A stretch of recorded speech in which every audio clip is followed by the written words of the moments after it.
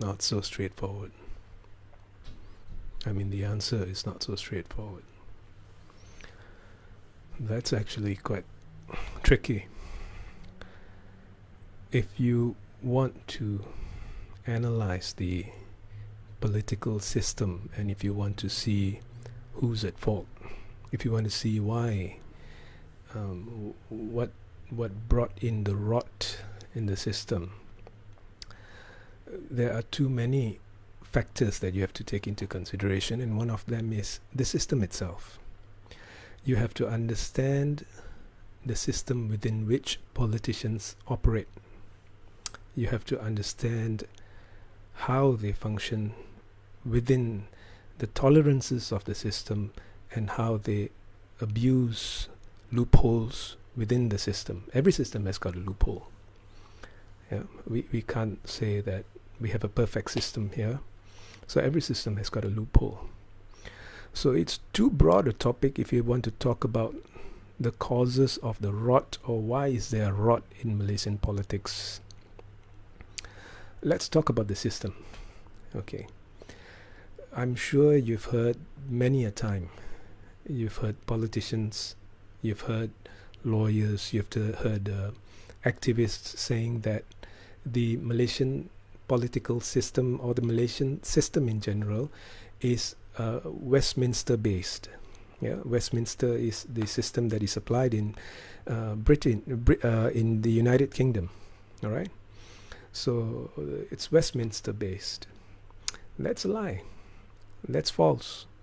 That's not true. Okay, either the lawyers who talk about it are ignorant, or the politicians are ignorant, or they hear it from somewhere and they repeat what they hear, or they are just merely politicizing something for their gain. We're not based on Westminster system. The Westminster system in the UK is based on parliamentary supremacy. Okay, they don't have a written constitution. Whereas in Malaysia, we are based on constitutional supremacy.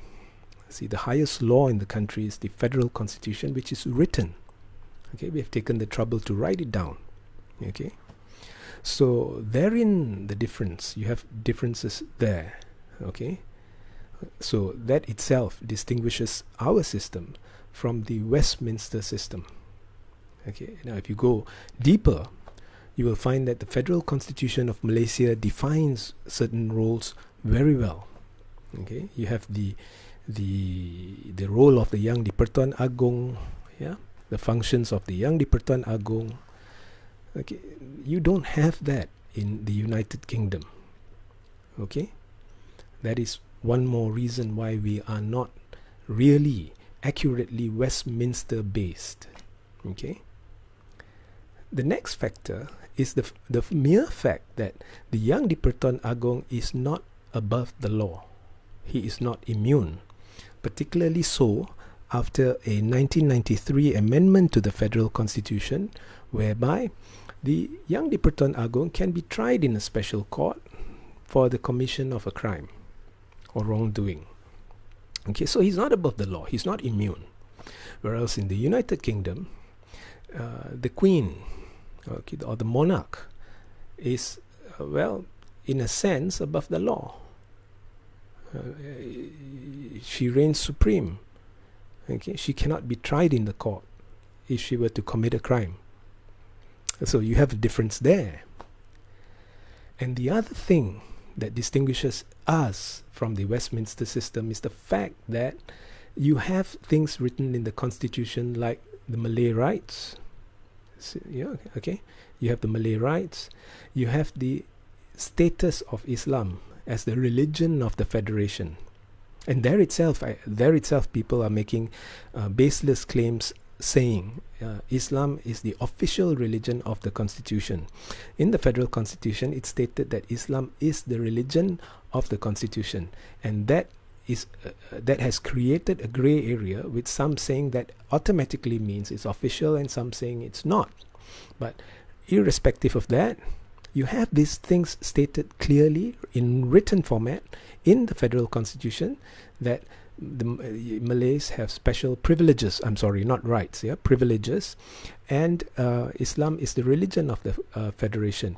And the constitution spells out very clearly the rights of the non-Muslims in the country, non-Malays in the country, the freedom to profess any religion they want. Yeah, so it's there. Okay, you don't have these things in the written anywhere in the United Kingdom in a constitutional format. You don't have that. So we're not Westminster based in the truest sense of the word. Okay, we may be loosely based on the Westminster system, but we are not Westminster based. Okay, so that is itself is a fallacy that is being propagated by politicians, by lawyers, by activists who don't understand, who listen from one party and just spew it out to others as if they understood or they understand precisely what the Westminster system entails and why ours is the same as the Westminster system. So it's a lie. Okay, so we're not Westminster based. And the next thing, when you talk about the system under which our country operates, okay, is the fact that in the federal constitution, it's very clear that a Malay has to be a Muslim.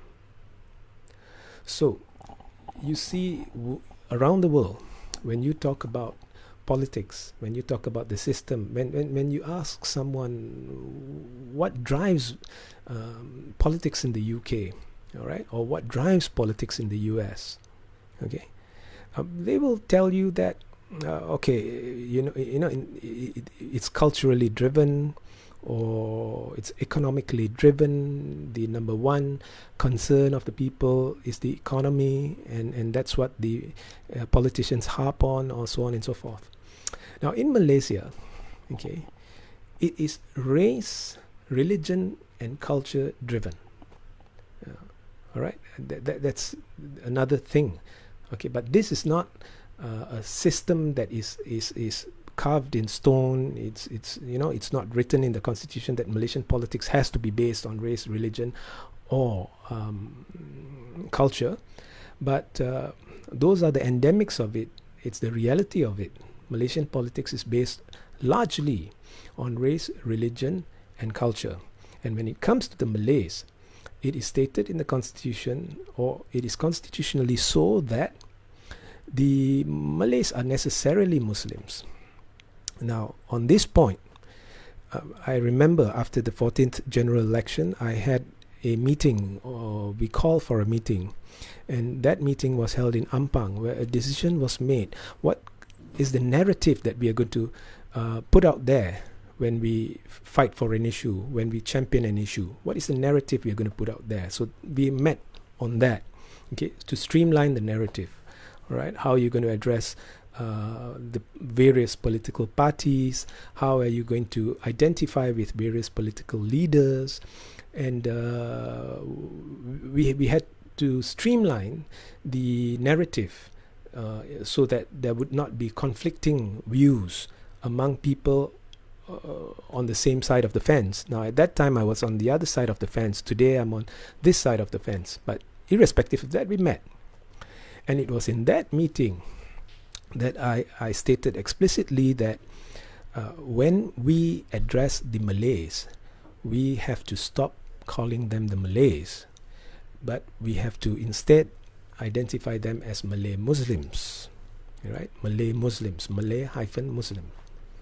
And it was put to me that, well, that is there's no point. It's an act in futility, because the Malays are Muslims. So why are you want that to be stated all the time? Well, I said, because it fits in with the reality of Malaysian politics. Because in Malaysian politics, because the Malays are necessarily the Muslims, and because that is stated in the federal constitution, so you have the issue of religion and race playing a huge part in the Malay narrative in politics. And that has to be highlighted when we address the Malays, so that it is, it is an informal way of stating the reality. Okay, we are talking about the Malay Muslims. All right. When you talk about the Chinese, you're just talking about the race, because you have Chinese Buddhists, you have Chinese Taoists, you have Chinese Christians, you have Chinese Muslims. When you talk about the Indians, you have Hindus, you have Christians. But when you talk about the Malays, you're talking about Muslims. So I said the reality of the situation is that when you're dealing with issues related to the Malays, you're dealing with the Malay culture, and you're also dealing with the religion of Islam most of the time. You see, because Islam itself has its own culture, which is intertwined and very much a part of the Malay culture. All right, so you have to address that reality in speech, in and every narrative, because that's the reality of it. When the Chinese are confronting or having a confrontation with the Malays on any issue, it usually ends up not just being about race, but about religion as well. Okay, the religious aspects come in. Same goes for the Indians. When they talk to the Malays, the religious aspects come in. And the Chinese and the Indians have to be wary that the Islam is a religion of the Federation. So in a sense, it helps identify the Malays with that religion, so that you know who you're dealing with. So that's the argument I put forth. I said you have to address the Malays as Malay Muslims. You cannot say Malays. And it was agreed upon that we would do that. And it was also agreed upon that we would no longer say, when we address the DAP, we would no longer identify them with the Chinese, because after the 14th general election, the Chinese were fully behind the DAP, and we were worried. Even though at that time I was against the DAP, now I'm not entirely opposed, but but neither do I support them. But at the time I was totally against the DAP. But I was worried that it will become a racial issue, because people will identify a party with a race. So one of the things we agreed at that time, someone proposed that we should not refer to. We should distinguish the Chinese with DAP and the rest of the Chinese. So we should introduce the DAP race. So it was agreed upon, and that's where we came up with the term Bangsa DAP. And today, Bangsa DAP is widely used, and Melayu Islam or Malay Muslim is widely used. And I'm pretty sure it traces back its origins to that meeting we had in Ampang. So anyway, long story short, when you talk about Malaysian politics, you talk about race, religion, and culture. And peculiar to Malaysian politics is the fact that because you have Malays who are necessarily Muslims, so religion always ends up becoming a pivotal part of conversations, of narratives, particularly the religion of Islam. It becomes the point of confrontation with people lashing out over the status of the country. Are we secular? Are we an Islamic country? And most of the time it's addressed to the Malays, because the Malays are necessarily Muslims and they are the majority. You see? So the majority decides. So the Malays decide. And therefore, it ends up being a racial, religious confrontation between the Chinese and the Malays, between the Indians and the Malays. All right? So that is the system within which our country functions, like it or not. Those are the realities. And another misconception by people is that we are a parliamentary democracy. In essence, we are a democracy, but to be very precise, we are a parliamentary monarchy. Right? We are a parliamentary monarchy, which resembles democracy in effect. All right, but our democracy is very much different from the British democracy. It's very much different from the US democracy. It's not entirely a democracy, but it's close enough that we have regarded it a democracy. So this is the system. These are the realities that we function under, the politicians function under. So with these realities come the expediency. There is the expediency when the politicians feel, okay, that since race-based politics plays a major role in Malaysian politics, so therefore the parties, the political parties or political entities that are set up are usually race-based, or have been so for a great many years. Some claim that they set up multiracial parties, but the fact that they have to emphasize that this party is multiracial, okay, itself is a testament that race is an issue, that we have to address a race when we define our party. We are multiracial. So they're still talking about race. They're trying to convince people that we are not racial, but in actual fact, the narrative has always something to do with race. And it's somewhat hypocritical. Let's take the DAP. Nobody identifies the DAP as multiracial, even though it is. Everybody identifies the DAP as a Chinese party. Nobody identifies PKR as a Malay party, and it's not. It's multiracial. Everybody identifies PKR as a Malay dominant party. Technically, they're right, and even though it's multiracial, so it's hypocritical in that sense, and it's also hypocritical because they want to convince people, oh no, we're moving away from race-based, but the fact that you have to keep on harping on the fact that you're multiracial itself makes you racial, whereas Malay-based parties are usually race-based and religion-based. UMNO, for instance, UMNO is a Malay-based party, not constitutionally, because you have non-Muslims in UMNO, but it has generally been accepted as a Malay-based party. And because Malays are Muslims, it's necessarily also an Islamic party. Yeah? PAS identifies itself as an Islamic party. The difference is when you identify yourself as an Islamic party, you could have Malays and you also could have non-Malays in PAS, although the trend has been that PAS is a Malay-based party. All right? So you see they play with identification. There's a lot of hypocrisy surrounding that, but in actual fact, you're talking about the same thing. Then you have Parti Bersatu, Pribumi Bersatu Malaysia, which was set up essentially. It is Muslim based, but it's a Muslim based party in essentially. Yeah, it's a Muslim-based party, although we were told recently by its president that they were opening up to non-Muslims, but it's going to continue being identified as a Muslim-based party. And you have Pejuang, which is a Muslim, Malay-based party, and that makes it an Islamic-based party. It's not wrong. It's not wrong to have these, because these are the realities in Malaysian politics. Nobody is saying it's bad, but that's how it is. Race, religion, and culture play a huge part in Malaysian politics, and that is actually where things go to pot, because you have politicians today who are not steering people away from race-based and religion-based polemics.